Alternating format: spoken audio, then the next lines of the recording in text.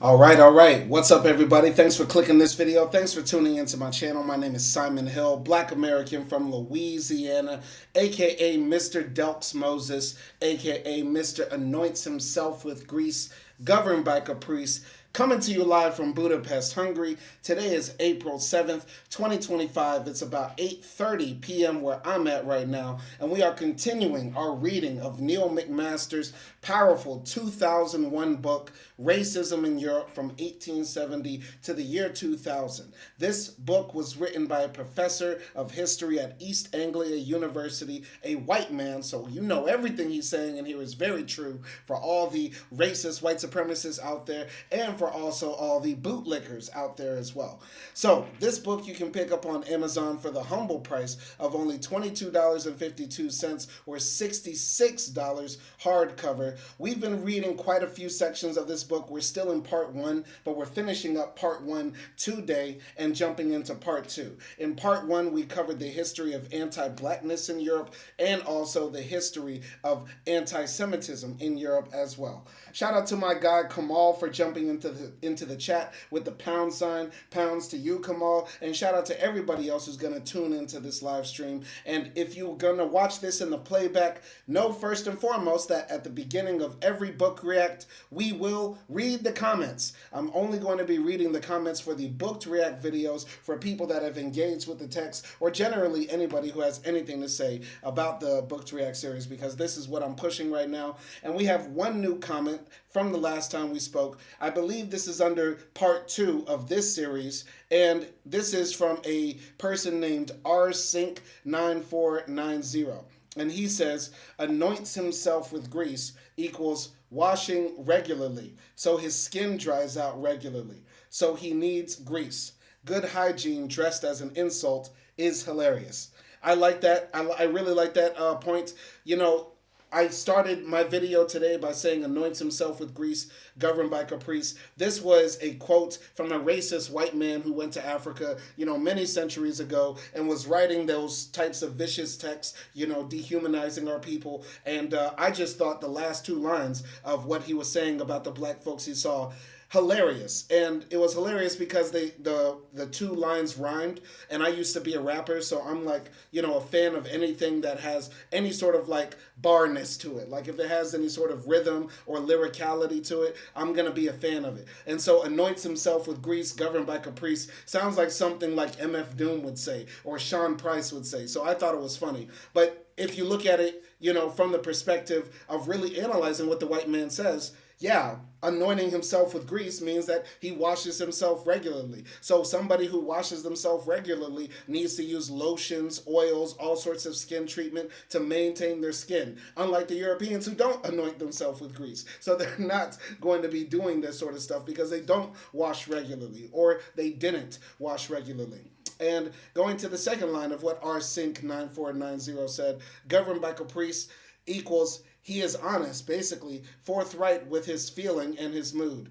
Though, yes, he is volatile, but so are non-blacks. Very good point as well. I mean, governed by Caprice, that could be something that could exist in any group of people. Caprice is when you are, volatile, quick to anger, somebody who is prone to make emotional or irrational decisions following their heart or their instinct, right? And that's not something that's specific to black people. So on one hand, if you break down the racist white man's quote, anointing himself with grease is a positive thing that he finds to be so outrageous because he hadn't taken a shower in 3 or 4 weeks. And governed by Caprice could have been just projection that the white man was doing, right? Literally, the white man that came and wrote this racist stuff about black people was a part of a colonial project, and nothing is more capricious than colonialism. So shout out to rsync right here. I'm going to give this comment a little heart, and hopefully he tunes in for the next book to react. And we are continuing our reading by starting off here, Anti-Semitism in Eastern Europe. This is a part of the section where Mr. MacMaster started talking about the history of anti-Semitism, anti-Jewish sentiment in Central Europe. So let's go. Anti-Semitism in Eastern Europe.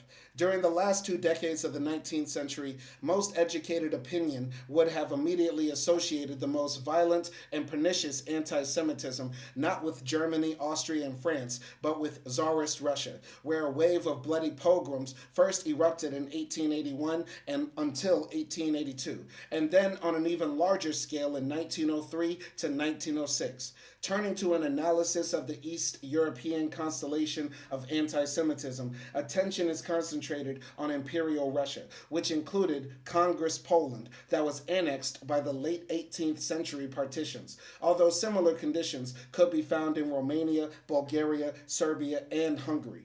Jews were largely excluded from the heartland of the empire, including Moscow and St. Petersburg, where they made up 0.1% of the population. In 1881, the 4 million Jews of Imperial Russia were concentrated in the Pale of Settlement, 2.9 million people, or 12.5% of the total population, and in Polish territories, 1 million people, or 13.8% of the population. By 1897, numbers had increased to 5.2 million, or half of the world's total Jewish population, concentrated in one of the most poverty-stricken and underdeveloped areas in Europe. When I hear about the history of the Jews, it gives me hope for black people in entirety. Like, doesn't matter if we're from the continent or in the diaspora. When I hear the history of the Jewish people, it gives me hope as a person racialized as black. Continuing here.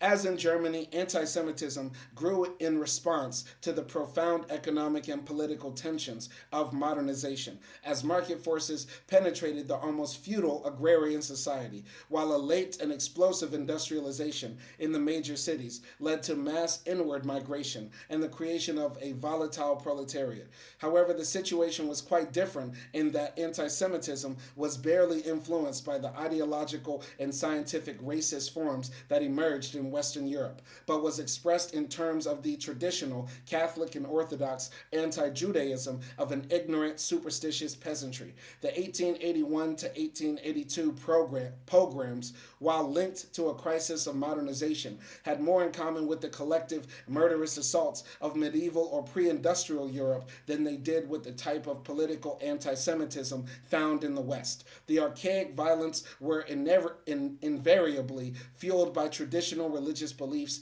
in the eternal role of the Jews as persecutors of Christ, perpetrators of the most evil acts of desecration and subversion of the Christian order.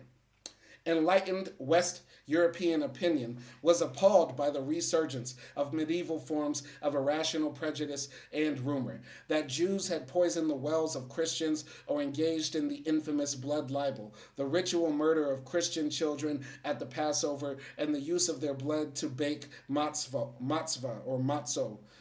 Pogroms frequently erupted during the celebrations of Holy Week, a time of popular revelry and mass drunkenness, when religious parades through the streets reminded people of the role of Jews in killing Christ. For anybody that doesn't know, pogroms are essentially like lynchings, what happened to black people in the United States, or what we would call race riots, when a bunch of white people would just, mob into a black town and start lynching black men. Those are essentially pogroms.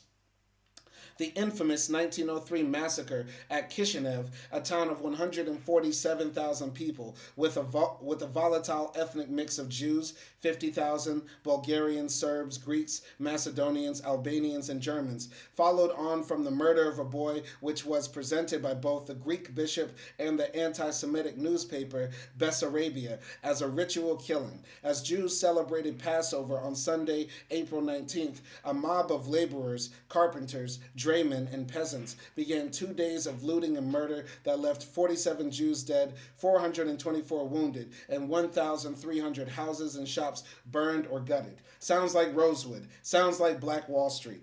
When I hear the history of the Jewish people, it gives me hope as a black man. What motivated such outbursts of collective rage? In the isolated rural areas and small towns, the Jews performed a traditional role as commercial middlemen, as traders, shop and innkeepers, and moneylenders. Under the quasi-feudal arenda system in Poland, Jews operated as agents of the lords, taking over the commercial running of estates and distilling vodka, which was a noble monopoly. Orthodox Jews were absolutely distinct from Christians in their Yiddish language and appearance: black coats, beards, white stockings, pies, side locks, and no intermarriage took place with Gentiles. But in spite of the sharp ethnic divide between each community, the daily trading contracts were reasonably amicable. Farmers recognized that Jews played an important and useful economic function. However, the growth of a money economy and the penetration of modern commercial practices into the countryside drove increasing numbers of peasants into debt. Going to the comments, Kamal says, I hear you. Shout out to Kamal, man. Shout out to Kamal. Although the Although the great majority of Jews were as poor as the Poles and Russians with whom they lived in a symbiotic relationship, deepening economic crisis led growing numbers of farmers to see the Jews as the instigators and profiteers of the deeper processes of capitalist transformation that were in reality beyond their control. As tensions mounted, the peasants were able to articulate their hatred through age-old proverbs such as, "Every Jew a thief, every Jew is a usurer, you torture me like Jews tortured our Lord," or "A baptized Jew, a domesticated wolf, and a painted maiden are equally worthless." So this is why I always say, like, jokes should never be just taken as jokes, or phrases should never just be accepted as phrases. For example, in a lot of Arab countries, they say, "Oh, you're treating me so bad. You're treating me like a black," for example. Or in other countries, they have racist phrases in relation to black people, even when we are few or none in number. We should not be taking these phrases, just like how they say every Jew is a usurer. We should not be taking phrases or jokes about blackness, black people, Africans, nothing like that, as just banter, as just jokes. Because it always starts with jokes and ends up with ropes. It always starts with jokes and ends up with ropes. It always starts with jokes and ends up with ropes. However, the most explosive tensions and related pogroms were urban phenomena, a result of the most profound economic transformation. The more traditional the economy, the more important was the role of the Jews in the absence of an indigenous bourgeoisie capable of developing modern commercial and financial systems. In the more enlightened atmosphere that predominated in Russia after 1857, Jews made rapid advances in the towns, becoming more visible through their economic roles, the opening of stores, warehouses, banks, and factories. In Odessa, for example, Jews grew from 14,000 in 1858, 14% of the total population, to 140,000 in 1897, 35% of population, and by the turn of the century owned half the large stores, trading firms, and shops, 35% of factories, and controlled 70% of the export trade in grain. The Jews, in such a situation, easily fell victim to a major pogrom in 1905, during which a lumpen proletariat of extremely poor dock workers, day laborers, and rural migrants indiscriminately murdered 800 men, women, and children. This is horrible. That should have never happened to those people. And once again, when I hear the history of the Jewish people, I hope one day we as black people can have a country that the whole world rallies behind as we commit genocide against the original people that live there. I hope one day, black people, we can have our own type of Zionism. Blionism? Afronianism? I don't know. We need our own thing so we can get the love and respect like the Jews get, for real. No, but in all honesty, to see how much they've overcome gives me a lot of inspiration. So the traditional interpretation of such bloody pogroms is that they were deliberately orchestrated by the Tsarist government, which, by making the Jews a scapegoat, was channeling the explosive and revolutionary forces in Imperial Russia away from the regime. There can be no doubt about the virulent anti-Semitism in the imperial court, the flavor of which is conveyed in a letter from the reactionary Minister of the Interior, Pobyedonostsev, to Dostoevsky in 1879. The Yids, or another word for the Jews, have invaded everything. They are at the root of the social democratic movement and Tsaricide. They control the press and the stock market. They reduce the masses to financial slavery. They formulate the principles of contemporary science, which tends to dissociate itself from Christianity. However, the evidence suggests that the government played little part in deliberately fomenting pogroms, since the Tsar and his ministers showed a profound fear of popular mass actions, whether of left or right, that might get out of control. At the local level, senior government officials and police officers did show some complicity in violence by their failure to act quickly and effectively against rioters. Despite the fact that the autocracy viewed all political action and violence as a pejorative or monopoly of the state, the last decade of the 19th century did see the growth of new forms of political anti Semitism in both Poland and Russia that were parallel to the development of mass political organizations in Western and Central Europe. Firstly, in Galicia, Poland, where the rural population could vote for the first time in the 1890s, the Union of the Polish Peasant Party, founded in 1892 by the clergyman Stojalowski, mounted a strong anti-Semitic and national populist campaign. Sounds like an ancient or pre-modern Donald Trump. But more important in the long run was the National Democratic Party, the Index, founded in 1897 under Roman Dmowski. As will be seen later in Chapter 5, Dmowski whipped up virulent anti-Semitism campaigns after 1903 as a means of uniting Poles, formerly split by the partition, into a national community by targeting Jews as an internal enemy. This once again gives me hope as a black person, right? Because all of this is happening right at the turn of the century. And then what happens a few years later?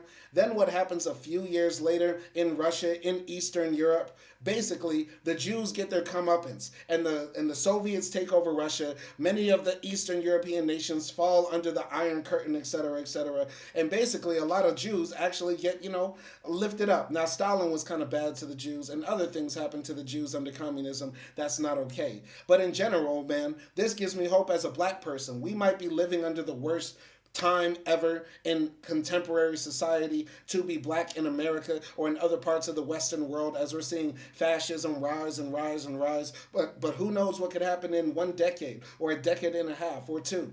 It could all flip and we could be on top. So continuing here. All right. In Russia, reactionary and pro-monarchist forces found little space within an autocratic system that rejected any form of independent political movements, whether of the left or of the right, to organize politically for the defense of a regime that was in terminal crisis. The basis for a large-scale political anti-Semitism only appeared with the crisis of 1905, the catastrophe of the war with Japan, and the Tsar's signing of the October Manifesto, October 30th, 1905, which opened the way to the dismantling of autocracy. Conservative elites who felt profoundly threatened by industrialization, the penetration of Western competitive society, and dissolution of traditional peasant communities, and the rise of revolutionary people, November 1905, and a range of anti-Semitic leagues, unions, and societies, known collectively as the Black Hundreds. The Hundreds, which tried to establish a mass political base among a decayed aristocracy, urban thugs, reactionary priests, and a medley of little people, shopkeepers, cabmen, traders, migrant peasants, who were suffering from unprecedented economic crisis and dislocation, called for the expulsion or extermination of the Jews, and orchestrated a wave of assassinations, violent strike-breaking, and pogroms. Between late October 1905 and September 1906, the Black Hundreds helped to incite an unprecedented wave of violence and some 650 pogroms in which 3,100 Jews were murdered. That's horrible, man. Sounds like the KKK. The Black Hundreds sound like the KKK. Why did they put the name Black in it, man? Y'all shouldn't have even taken our swag. Just call it the White Hundreds. Russian anti-Semitism was quite different from that in Western Europe. Firstly, before the collapse of autocracy in the Revolution of 1917, it was not possible to organize the same scale of political movements and parties that had appeared in the West after the 1870s, as the franchise was extended and parliamentary systems became more open. Secondly, very few Russian thinkers or ideologues attempted to develop the kind of scientific racism that was found so widely diffused in the West. A very small number of anti-Semites did have access to the works of German and French racists. For example, in 1891, Ivan Askov, invoked Darwin, claimed that money grubbing was a characteristic of the Semitic race and asserted that Jews possessed innate racial characteristics. Michael Menshikov and Tolstoy were influenced by the Anglo-German racist Houston Stewart Chamberlain. Educated elites did attempt to introduce Western forms of scientific racism or anthropology, but the endeavor remained very restricted since secular and scientific thought could have little appeal in such a traditional society in which a potential middle class audience was so numerically weak. Anti Semitic agitators also found to hand, in attempting to mobilize mass opinion, an enormously powerful, traditional, and mainly religious form of Jew hatred that saturated popular culture and which could be so readily mobilized. For example, a rabid tract that was printed in 1906 by the Black Hundreds on a secret printing press in the police headquarters in St. Petersburg declaimed, "Whenever those betrayers of Christ come near you, tear them to pieces, kill them." Slavophile nationalism provided a much stronger ideological expression of anti Semitism than scientific racism, not dissimilar to the romantic, irrational, Volkish form of nationalism in Germany. It provided a sense of an organic, spiritual Russian community, deeply rooted in the native soil and narod, which resisted the putrid West. With its dangerous forces and materialism, atheism, corrosive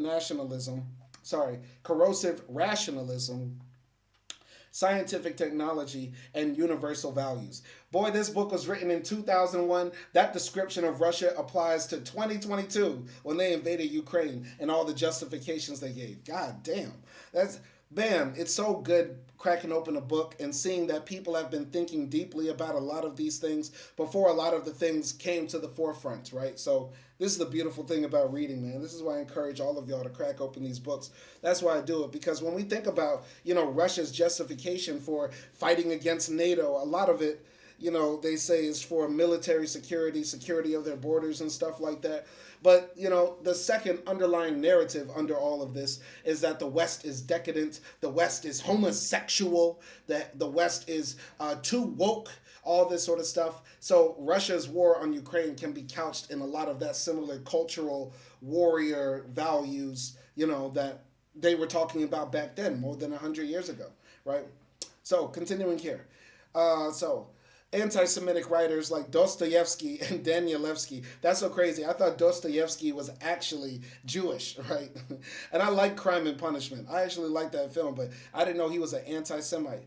So anyway, anti-Semitic writers like Dostoevsky and Danielewski, in their belief that the Slavs' historic destiny was to triumph over a decaying West, was motivated by a racist ideology. However, anti-Semitic hatred formulated in religious, ethnic, or archaic medieval terms was just as capable as more modern, scientific forms in inciting large-scale violence. Russia also had a major impact on the formulation of modern anti-Semitism in Western Europe and the United States through the infamous forgery, The Protocols of the Elders of Zion. A hood classic. The Protocols of the Elders of Zion. A hood classic.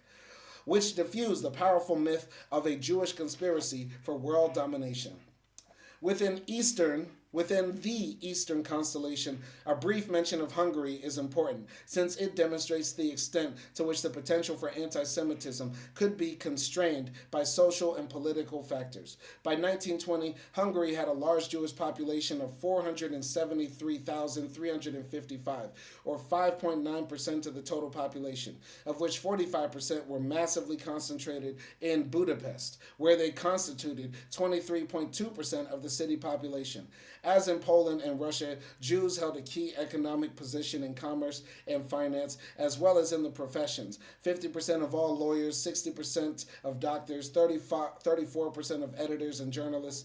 It was this geographic concentration of Jews, as well as their relatively large numbers in certain professions or sectors of the economy, that created a high level of visibility and the impression among non-Jews that their numbers were much greater than they were in reality. However, despite this classic Eastern position of Jews, there was a very low level of political anti-Semitism before the First World War. The ruling Magyar elites, concerned at being outnumbered within a complex multinational Hungary, welcomed an alliance with the urban Jews, who showed a West European pattern of assimilation, spoke Hungarian, regarded themselves as Magyars, and embraced Reform Judaism and modernization. Although Istosi founded the National Anti-Semitic Party in 1883 and won 13 seats in the Hungarian parliament, the government took a firm stand against anti Semitism, and the movement, deprived of oxygen, collapsed within a few years. Ain't that kind of beautiful? Shout out to Hungary for at least. I'm always give props to a country, whether I like them or not, whether they're bad now or not. I'm always gonna give props to a country for doing the right thing at any time. Anti-Semitism in Britain and France. Lastly, we turn to the West European constellation, exemplified by Britain and France. Although each of these nations was quite distinctive, what they had in common was a long history of state formation and an early and more gradualist industrialist revolution, so that they were more mature and stable in their transition to liberal democracy than many countries further to the east. The number of Jews was small. By 1900, about 200,000 in Britain, or 0.5% of total population, and a mere 75% in France, 0.2% of population. In the latter case, only 1/10 of the German and 1/100th of the Polish ratio. Thus, despite a flurry of anti Semitic activity in Britain that centered on opposition to the arrival of 150,000 East European Jews after 1881, and in the French case corresponding to the height of the Dreyfus Affair, 1897 to 1900, both as mature parliamentary and liberal democratic states were able to contain the threats of political anti-Semitism, which by 1905 had gone into retreat. Britain can be looked at first and most briefly, since this represented the more straightforward of the two. Although Eastern Jews had been arriving in Britain as early as the 1840s, a dramatic increase in the number of refugees from Russia, Poland, and Romania began in 1881 in response to persecution and economic misery. The concentration of extremely poor and highly distinctive Yiddish-speaking Jews in the East End of London led to a growing campaign from 1886 onwards for immigration controls. Both trade union leaders and backbench conservative politicians expressed growing concern that the immigrants were competing for housing and undercutting wages at a time of growing unemployment. After a period of agitation lasting some 20 years, an Aliens Act was passed in July 1905, which introduced a modicum of control. Some historians argue that the campaign for control was not specifically hostile to Jews. It just so happened that they constituted the majority of immigrants. However, a strong current of anti-Semitism can be detected within the British Brothers League, a right-wing organization that agitated for controls, and in the statements of propagandists like Arnold White. The latter, the anonymous special correspondent of the Standard, derided the filthy, rickety jetsam of humanity, bearing of the evil faces the stigmata of every physical and moral degradation. In a rather different key, the Boer War came under strong attack from radical anti-imperialists like the famous economist J.A. Hobson, who claimed that conflict had been deliberately fomented for their own profit by a group of international financiers, chiefly German in origin and Jewish in race. A view shared by Trade Union Congress resolution in September 1900, which condemned a war intended to secure the goldfields of South Africa by cosmopolitan Jews, most of whom had no patriotism and no country. Studies of English literature after 1870 of writers like Trollope, Buchan, Kipling, J.K. Chesterton, Shaw, H.G. Wells, Hilaire Belloc, and others reveal a culture saturated with anti-Semitism, and which regarded the Jew as the embodiment of cosmopolitan forces that were corroding and poisoning the traditions of Englishness and national identity. You know what's crazy? This morning I had a philosophy class at university. It was philosophy for sociologists, and when I was taking the class, because we were studying Immanuel Kant, I pulled up Immanuel Kant's famous quotes about black people, that black people are naturally stupid and black people talk so much that they deserve to get whipped. And my professor said to me, these were his exact words, Kant was not racist. How can you not be racist saying racist things to black people, right? And I bring this up not to just bring this back to blackness after reading all about the Jews right here, but it goes to show, if I were to tell my professor If I were to tell my professor today Kant was an anti-Semite, he would have said, "Oh yeah, yeah, absolutely. If that could be proven, if you show me a quote where Kant says something racist against Jewish people, then yeah, he's an anti-Semite." But it goes to show how the mind of the white man works in this day and age. They've primed themselves to think about anti-Semitism. They've primed themselves to think about discrimination between the sexes, meaning between men and women. They've primed themselves to think about environmental catastrophe, but they have not primed themselves to even consider the fact that one of the greatest tragedies on earth would still have ramifications. And on top of that, that people back who were living during the times of those events would be anti black and racist. So, yeah, I'm sorry for just bringing that up, but it's so funny that a lot of these people who are brought up as being known anti Semites, like H.G. Wells, are still people that people read, admire, look up to, but people can readily admit to their anti Semitism. That's not hard to admit. But to their anti blackness or to their general bigotry and racism to the melanated peoples of the earth, oh no, Immanuel Kant is not racist, right? And I should drop that quote too. Going here to Kamal, agreed. I'll always honor honest deeds, even with my worst enemy. Shout out to Kamal for the great comments in the comment section. And Kamal says, yes, let's continue here. So, however, there is a danger in concentrating upon the statements of the most notorious anti Semites like Joseph Bannister and Arnold Dwight, since they remained isolated voices that had a marginal impact. On the whole, British society remained wedded at all social levels to traditions of tolerance for persecuted political and religious minorities. Public anti Semitic statements were felt by the educated middle classes to be disreputable, or as we would say today, not politically correct. In the lengthy parliamentary debates on the Aliens Bill, MPs went to great lengths to avoid the word Jew, or carefully dissociated themselves from attacks on the Jewish race, while even the most anti-Semitic press commentators concealed their identity behind pseudonyms like Old Londoner and Stepneyite. Arnold Dwight found it difficult to encourage working class witnesses to appear before the royal.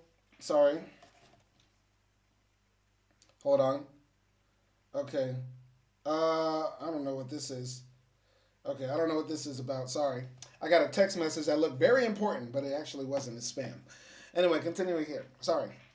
Uh, all right, so yeah, basically the working class whites were still scared about expressing their racism against Jewish people, which sounds a lot similar today. Like how racist whites go on Twitter, YouTube comment section, 4chan, 8kun, whatever, right, and spout all sorts of racist BS. Basically, back then, London at the time, it was still not socially acceptable to be outwardly anti Semitic, anti Jewish. Continuing here. So Arnold White found it difficult to encourage working class witnesses to appear before the Royal Commission on Aliens, noting the disinclination of every Englishman worthy of the name to harass the persecuted Russian Hebrew.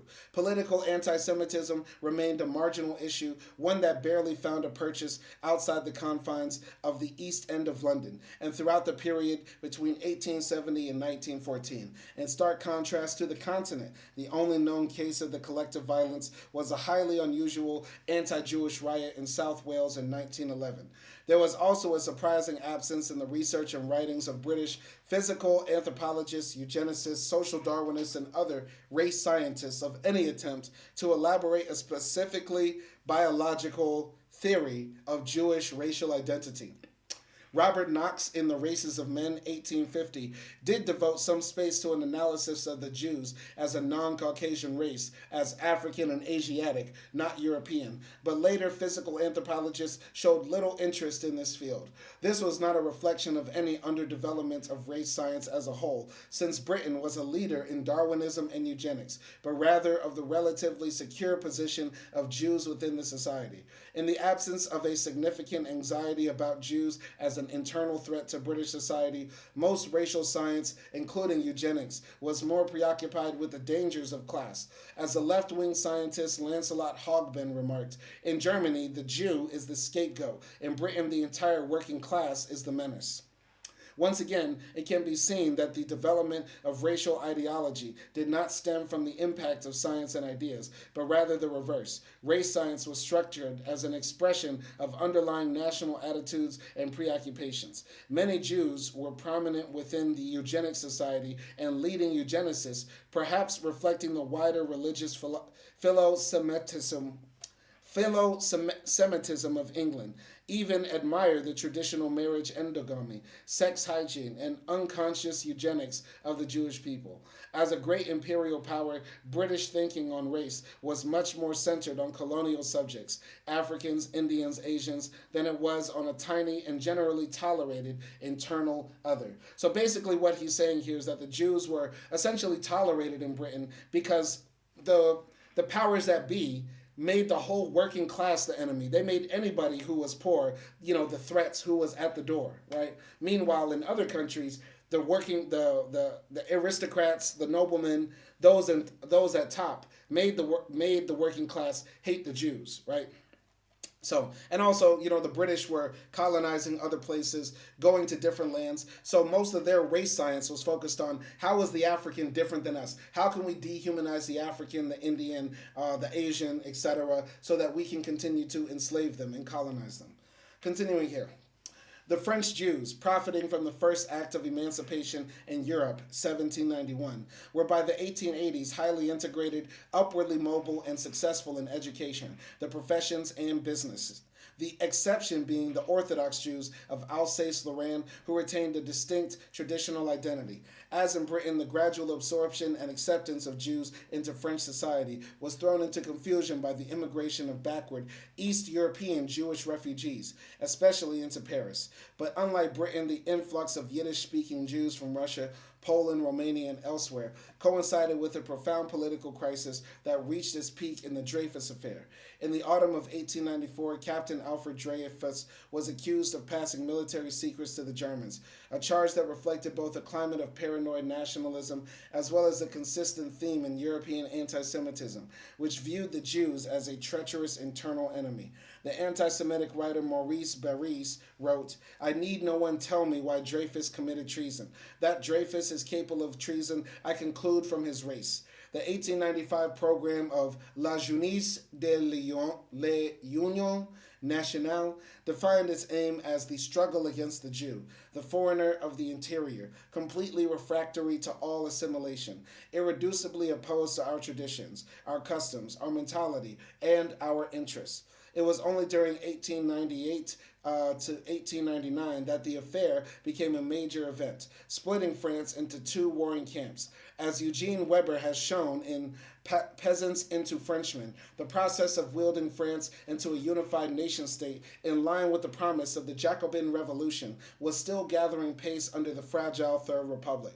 The process of transition to a modern, secular, and capitalist society was challenged from a number of directions. Firstly, there were the highly conservative forces, particularly of the Catholic right, which detested the values of the Enlightenment and of the 1789 Revolution, which were at the core of the Republican tradition, marked by anti-clericalism, atheism, egalitarianism, and universalism. The church lamented the passing of an ancient France, a golden age of peasant stability and simple faith, of tradition, established hierarchy, and organic unity. The Assumptionist Lacroix, which had a daily circulation of up to 170,000, engaged in an intense anti-Semitic campaign in which the deep insecurity of Catholics faced with secularism, socialism, and the erosion of religion was vented on the Jew as the diabolic instigator of 1789, of capitalism and all things modern, from the liberal laws on divorce to the invention of the crematorium. Secondly, anti-Semitism became the voice of the little people, the poor, the unemployed, and the frightened petite bourgeoisie, who were able to find a simple and readily identifiable cause for all their hardships. The small savers who lost their money in the crash of the Catholic Bank, the Union Generale, in 1882, the small shopkeepers unable to compete with the large French department stores, the hand workers made redundant by mechanization, the peasant forced to sell cattle to middlemen at low prices, All such groups that fell victim to the growth of anonymous, large-scale organizations and new market relations tended to moralize the inhuman forces of capitalism to seek out those and malign individuals who were held personally responsible for their suffering and security. Is he writing about France in the 18th century, or is he writing about America in the 21st century? America got its whole economy hollowed out by the capitalist class. And it wasn't just Jews, it wasn't just one set of people of a religious faith. It was a whole collection of people that shipped the jobs off to Mexico, shipped the jobs off to wherever the fuck they go to, and made Americans have to work in shitty service industry jobs and work 3 or 4 of them just to be able to live. And the people that supported that plan were from the right. They were from the right. They were mostly the Republican, the conservative class that pushed this free market neoliberalism bullshit down our throats. Though Bill Clinton did kick off the whole thing. But mostly the Republicans were the ones that want to run the country like a business. And what does a business want to do? It wants to lower costs and maximize profits. Meaning pay you less and keep more and more in their pockets. And yet and still the American people fell for it. They fell for it. They voted in George Bush. They let Obama bail out the banks. And then they put a rapist, they put a failed businessman in the Oval Office twice who tried to overthrow the country. And how did he do it? By demonizing the other. The Mexicans are taking your jobs. We got to kick out all the Muslims. All this sort of stuff. It's so crazy how humans can be so stupid and fall for the same tricks over and over again. Because what they're talking about in France, all the poor, stupid, ignorant French people at that time who were facing the new ravages and waves of capitalism taking over the country, they said, you know what we could do? Just tell them it's the Jews. And then they'll be okay. And they'll be off our back. Anyway. So, Drumont, who reached a huge audience through his bestseller, La France Juive, and his newspaper, La Libre Parole, circulation 200,000, presented himself as a defender of the oppressed against the Jew, depicted as a bloodsucker, as a capitalist exploiter, a bloated spider at the center of a web of international financial institutions. A popular and radical form of socialist anti-Semitism began to make a significant impact on French politics during the opposition movement centered on General Boulanger, 1886 to 1888, which threatened an authoritarian coup d'etat. Although Boulangism collapsed in farce, it was succeeded by a variety of proto-fascist organizations led by demagogues like Jules Guérin, who established the Ligue Anti-Semitique Française in 1897. That sounds so cute. The Ligue Anti-Semitique Française. I mean, it's horrible. It's a wicked name, but it sounds so cute. Sounds like a place you would buy some fire macrons. Anyway, the League, which had some 5,000 to 11,000 members, engaged in street-level violence, as did the followers of the extraordinary Marquis Dumour, an adventurer who, in his cult of action and deployment of gangs of muscular La Villette butchers and unemployed workers, criminals and ex-anarchists, was an early model for the fascist thugs who appeared in the 1920s. At the height of the Dreyfus Affair in early 1898, anti-Semitic agitators helped trigger some of the 69 riots that took place throughout France. The battle that raged in 1897-99 between Dreyfusard and anti-Dreyfusard forces was far more than a conflict over anti-Semitism. The Dreyfusard intellectuals, led by Émile Zola, recognized that the conservative and Catholic forces that were ranged against the Jews were essentially in arms against the secular republic and the values of 1789.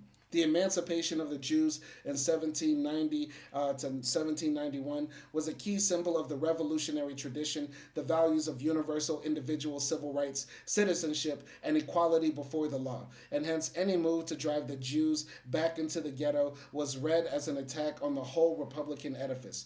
It was through the mainly ideological war of the affair that the Dreyfusards welded together a defensive Republican movement that united socialists and the liberal bourgeoisie in a stable bloc that remained intact until the debacle of 1940. In 1899, the Waldeck-Rousseau government decided to liquidate the affair, and the popular anti-Semitic leaders were arrested. By 1902, the tide had turned against conservative reaction and anti-Semitism, and the majority of French people, as in Britain, remained wedded to the values of liberal democracy, order, moderation, legality, and respect for the rights of minorities. In March 1905, the visit by Wilhelm II to Morocco, during which he claimed a right to peaceful competition in the French sphere of influence in Africa, sparked off an intense phase of nationalism in which public attention was drawn away from the internal enemy, the Jew, towards external dangers and imperial competition. While the maturity and stability of French political institutions stood firm against the political crisis of the 1890s, French anti-Semitism was rather different from that in Britain, in that it found expression in a highly sophisticated literary form and racial theory. Since, as has been noted, anti Semitism was quite marginal in Britain, it never attracted the central interest of major thinkers, but rather that of lesser and uninfluential figures like Arnold White. In France, by comparison, racial anti Semitism was formulated in a much more powerful way by brilliant and original thinkers or by gifted propagandists. Ernest Renan, one of the most influential voices in the late 19th century France, interpreted history through the racial opposition between Aryans and Jews. Drumont, although not an original thinker, was a gifted propagandist who was able to fuse elements of traditional religious anti-Judaism, the blood libel, deicide, diabolism, poisoning of Christians, with contemporary biological racial anti-Semitism, making a powerful concoction. Advanced scientific theories of hereditary began to inform the works of racists like the anthropologist Georges Vacher de la Pugue, the sociologist Gustave Le Bon, or Jules Soury, who wrote of the absolute biological gap between races. Raised a Jew in an Aryan family from birth, wrote Soury in 1902, and neither the nationality nor the language will modify one atom of the genes of a Jew, and constantly of the hereditary structure and texture of his tissues and organs. Although political anti-Semitism had been largely defeated in France by 1905, French writers had succeeded in elaborating radical and sophisticated forms of racial anti-Semitism that had a major impact throughout Europe and which were also to resurface with the rise of fascism in the 1930s. This was in line with the controversial thesis of Zeev Sternhal that the ideological roots of European fascism are to be found more in the France of the 1890s than in Germany or Italy. Where Central Europe differed from France was not in the elaboration of a more radical form of racial or ideological anti-Semitism, but rather in the greater potential for aggressive nationalism. German unification was late and incomplete, and the empire was threatened by encirclement from Britain, France, and Russia. But by 1905, German political anti-Semitism was in decline, and although it is easy to locate pre-1914 exterminationist statements, as in Russia, France, Britain, and elsewhere, there was nothing distinctive about German racism, a Deutscher Sonderweg, or a special German path of development that would indicate an inevitable road to the Holocaust. As will be seen in part 2, what was to change all this was the revolutionary impact of the Great War. Interesting stuff here. Learned a lot there. I'm not that familiar with the history of the Jewish people, but I feel like I got a good primer on the history of Jews, like generally in like Central Europe, Eastern Europe, however you want to frame it, right? It's a very fascinating history. Probably deserves its own reading. But we're going to continue to the introduction of part 2. I don't think we'll start reading part 2 today because I got some other things I need to do. I got to do some writing.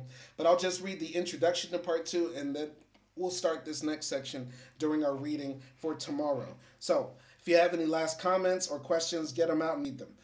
So part 2, 1914 to 1945. The First World War marked a crucial watershed in the development of European racism, a process of change that was closely linked to the unprecedented anarchy, violence, and psychological trauma of the First Total War. What appeared to many contemporaries to be the terminal cataclysm of Western civilization witnessed the collapse of the German, Russian, and Habsburg empires and precipitated civil war and revolution in Germany, Russia, and Hungary. The Bolsheviks established a revolutionary regime that was determined to extend communism to the rest of Europe as well as to ignite the flame of a universal colonial revolt. Predictions of the inevitable collapse of capitalism seemed to take on substance as economic crisis and mass unemployment took on global proportions. In Germany, an early phase of nationalistic public euphoria and confidence in certain victory gave way. By the end of the war, to profound pessimism and right-wing nationalists, humiliated by the Treaty of Versailles, searched for scapegoats that would save the honor of the fatherland. The dark forces within German society that were held responsible for the infamous stab in the back. The mass slaughter and profound psychological trauma of mechanized warfare released a potential for violence and fed into tough ex-servicemen, associations, or paramilitary organizations like the Free Corps. Fascism took root in Italy from 1919 onwards, before spreading its influence into Weimar Germany and inspiring authoritarian and ultranationalist regimes in Poland, Hungary, Romania, Spain, Portugal, and elsewhere. The First World War, a huge fault line in European history, did not, however, coincide with a major shift in the strictly scientific formulations of racism. The rediscovery of Mendel's theory of heredity in 1900, along with the identification and mapping of human blood groups from 1905 onwards, did lay the basis for a modern science of genetics that was beginning to subvert the foundations of race science by the 1930s. See Chapter 6. But in general, this challenge came too late to reverse the influence of racial anthropology or to arrest the advance of Nazi racial anti-Semitism. With a few exceptions, the race science elaborated between 1870 and 1914 by physical anthropologists and eugenicists, the categorizations of quite distinct races arranged on a ladder of biological difference remained dominant until the end of the Second World War. Once again, we always have to be happy the Nazis got defeated, because literally that was a blow to a whole different way of worldview thinking. We could literally be living in a world right now where instead of passports based on your nationality, you have passports based on your perceived race. Like, that's how seriously race science could have taken it had it been able to continue and fester, had the Nazis not been defeated and colonialism not ended. It's a miracle that we're living in our timeline right now, where the bad guys got defeated. Because literally, we could all be walking around with race identification passports in our pockets if we wanted to travel anywhere, if we could at all. Race science, which was primarily an ideological construct, continued to be driven by the specific political context of the interwar period, while fascist and ultra-right nationalist regimes began to develop virulent forms of racism aimed mainly at the Jews. The Soviet Union and the international communist movement, despite being tainted with racism, offered a counter-ideology that emphasized the fundamental rights of all oppressed peoples, including the blacks of Africa and the United States of America. Go into the comments. I call it back raining. Back raining. I don't know what you mean by that. Come on.